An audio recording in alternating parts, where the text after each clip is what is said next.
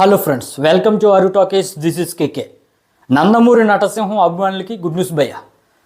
మీ అందరికీ తెలుసు అఖండ 2 క్యాన్సిల్ అయిపోయిందని. కొన్ని ఆర్థిక ఇబ్బందుల వల్ల ఈ మూవీ అయితే పోస్ట్పోన్ అయిపోయింది.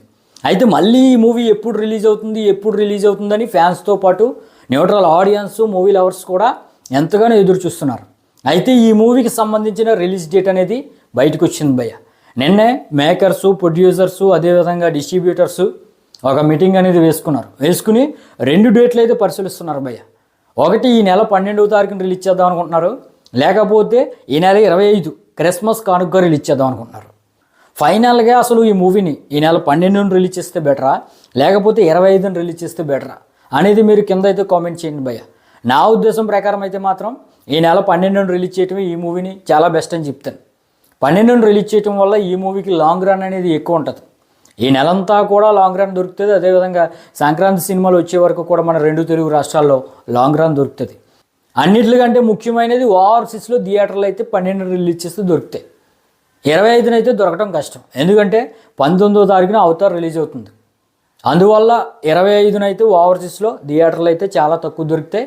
దానికి తోడు 25న రిలీజ్ చేస్తే చాలామంది ఆడియన్స్ పెద్ద సినిమాలకు మొగ్గు చూపుతారు, కాబట్టి ఇంటర్నేషనల్ ఫిల్మ్కి ఎక్కువ మొగ్గు చూపుతారు, అవతారికి ఎక్కువ మొగ్గు చూపుతారు. దానివల్ల ఎంతో కొంత ఎఫెక్ట్ అనేది ఈ అఖండ 2 మీద పడుతుంది.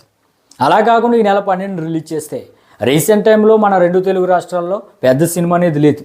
అందువల్ల ఎక్కువ బిజినెస్ జరిగిన మన 2 తెలుగు రాష్ట్రాల్లో ఈ మూవీకి బాగా అడ్వాంటేజ్ ఉంటుంది. దాంతోపాటు ఓవర్సీస్లో థియేటర్లు దొరుకుతాయి, అదేవిధంగా నార్త్లో కూడా థియేటర్లు దొరుకుతాయి. 25న వచ్చిందా చాలా ఎఫెక్ట్ అనేది పడుతుంది భయ్య. దాంతోపాటు 12న రిలీజ్ చేస్తే ఓటీటీ ఎఫెక్ట్ కూడా ఈ మూవీకి తక్కువ పడుతుంది భయ్య. ఒకవేళ 25న రిలీజ్ చేస్తే ఆ జియో హాట్స్టార్ వాళ్ళు ఈ మూవీని కొనుక్కున్న వాళ్ళు ఏమంటున్నారంటే సంక్రాంతికే మేము ఓటీటీలోకి రిలీజ్ చేస్తాం అనే విధంగా వాళ్ళైతే చెప్తున్నారు. దానివల్ల కూడా లాంగ్ రన్ అనేది ఈ మూవీకి చాలా దెబ్బడిపోతుంది. కాబట్టి అన్నిటికీ మంచి డేట్ అంటే 12న రిలీజ్ చేయటమే మంచి డేట్.